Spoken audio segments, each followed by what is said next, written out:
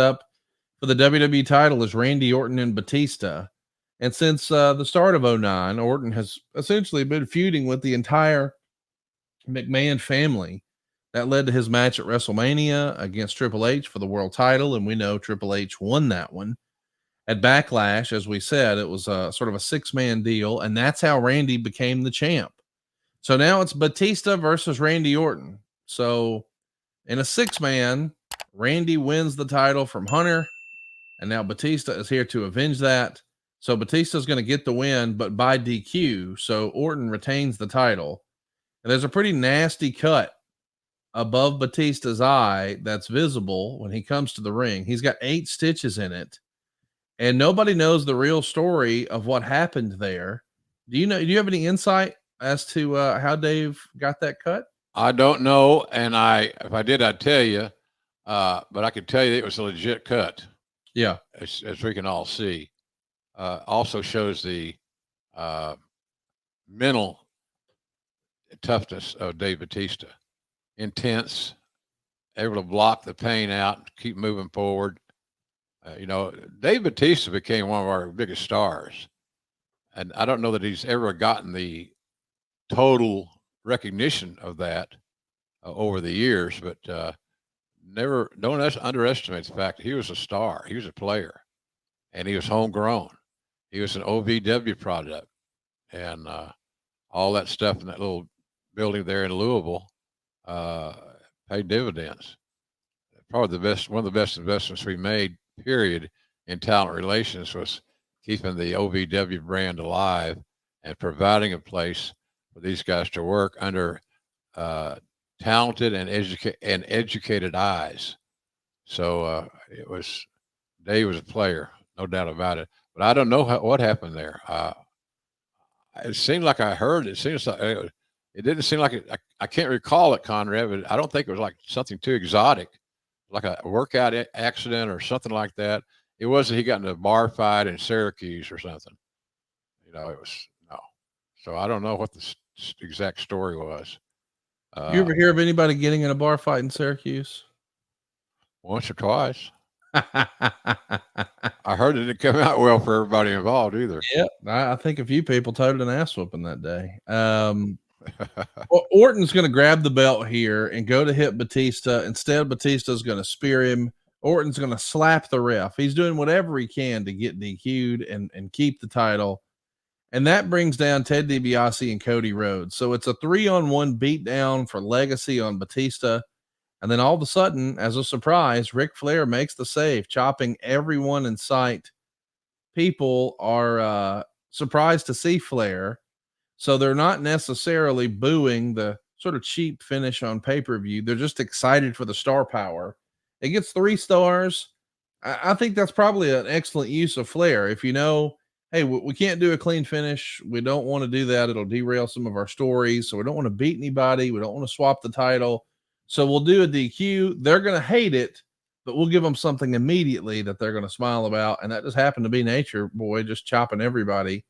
What'd you think of the way this was put together and overcoming this perhaps lull or disappointment in a finish? You bring out the right star, everybody's happy. Yeah, it seems that way, and that's the key thing you want. You want to make your audience happy, and I still am. I don't know, conflicted over a title match having such a loosely constructed finish. And that's what happens when you get too many cooks in the kitchen. Orton and Cody, Flair, and the list goes on and on. Seemingly, it doesn't, but it seems like that. I just not a big fan of that stuff. I like when the title's on the line.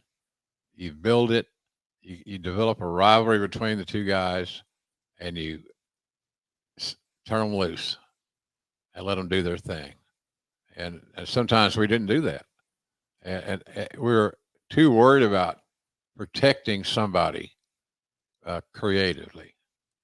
And I think that's overstated. Clean finishes are not bad for anybody if they're executed correctly. And there's no reason they shouldn't be executed correctly, because It's the same basic formula in every match in this scenario. So I look at it sometimes, and I've said this in front of people back in my WWE days. I think sometimes we're being lazy. Well, we can get it. Let's just throw it out. That was one of Vince's deals. We're just going to throw it out. And to me, that's when you give up your creative mantra, and it just doesn't work for me. I can't figure out why in a business that's fictional, why we can't make sure and have winners and losers, because you can build from a foundation of a winner and a loser more than you can a loose finish, open-ended finish. To me, it's not even in a conversation. So I'm not a big fan of that, Conrad. I think water's a product down. Speaking of big shows, how about the next match? It's John Cena versus Big Show. To recap, Backlash during the world title match, Big Show interfered and threw John Cena through a spotlight. And the result was Cena lost the title to Edge. And eventually we would see this match go down here. It's a big one. They get plenty of time, 14 minutes and 57 seconds. Of course, it's Chicago, so we got dueling chants. Let's go Cena, and Cena sucks. Yeah. Maybe it's not as loud as normal, but still, Show was working over John Cena's ribs, ramming him into the post. Cena's going to counter a chokeslam attempt into a DDT, and they're pushing the idea that I guess we're trying to build for a submission match at Extreme Rules, that it's physically impossible for Cena to put the STF on Show. And I like this idea of a big man versus John Cena, because we know that Cena can actually lift this fellow. I mean, we've seen him hit the FU before. Yeah. Impressive. But the match, for whatever reason, doesn't click all that well here. 1.25 stars. What do you make of this? I mean, I know sometimes we like that David versus Goliath style. Yeah. This match, was it just too long? Was their chemistry off? Why do you think this match was received better? Number one, Big Show wasn't over. And number two, they had too much time, in my opinion. So a giant and your top babyface don't need to go 15 minutes. Right. 14:57 to be exact. They just, again, we forget that Big Show is an attraction, not an every Monday night wrestler. And he's an attraction. Andre, an attraction. And the list goes on and on. I watched the other night the Dark Side story on Bam Bam Bigelow. And he was an attraction. Yes, he could do all the shit that nobody else could do at his size, but he still didn't become a non-attraction. That's what he was. And that's how he should be. That's how he should have been booked. Less is more for those attraction guys. They stay longer. They last longer on the shelf, than they normally would. Attractions got to be booked specially, and I think that's what Big Show was an attraction that we didn't treat like an attraction, and that eventually was a negative.